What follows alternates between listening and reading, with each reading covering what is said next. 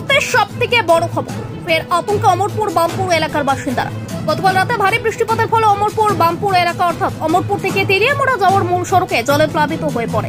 সকাল থেকে বন্ধ হয়ে পড়ে যান চলাচল। দেখা যায় স্থানীয় কিছু যুবক ওই সড়কে যাতায়াত করা মানুষদের কলা গাছের বুড়ের মাধ্যমে পারাপার করছিল।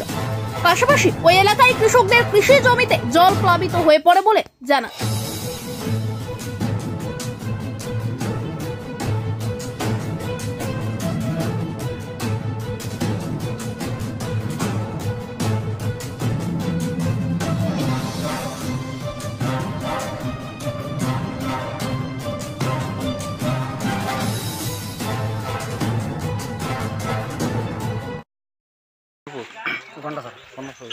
প্রশাসনের কেউ আসেনি, আমরা কিভাবে আইছেন এখান দিয়ে?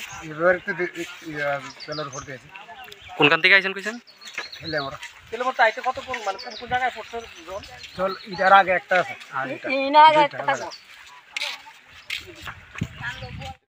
বন্যার মতন দেন আছে না, কিতা কইলাম কিছুদিন আগে একটা বন্যা হয়ে গেছে। এই বন্যা জন হয়েছে, অহনা আছে না, সব কৃষি খেতে আছে না, সব কিছু সব ডুবে গেছে। মাছের পুষ্কুনি টুসকুনি যা আছে আছে না, সব কিছু ডুবে গেছে। আর এর মধ্যে অনবস্থ হয়েছে, মানে আতঙ্কের মতন অঞ্চল হয়ে রয়েছে।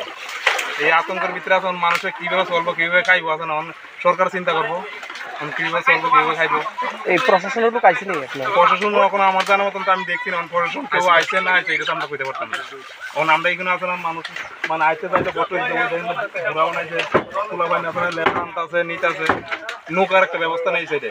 নৌকা যদি একটা ব্যবস্থা হইতে আছেন তাহলে মানুষ কি এখন কিছু আইতেও পারতো, যাইতে পারতো। এটা কোন সড়ক?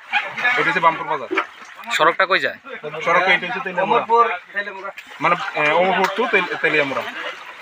এটাই মূল সড়ক না? এটা হচ্ছে রুট আর কি।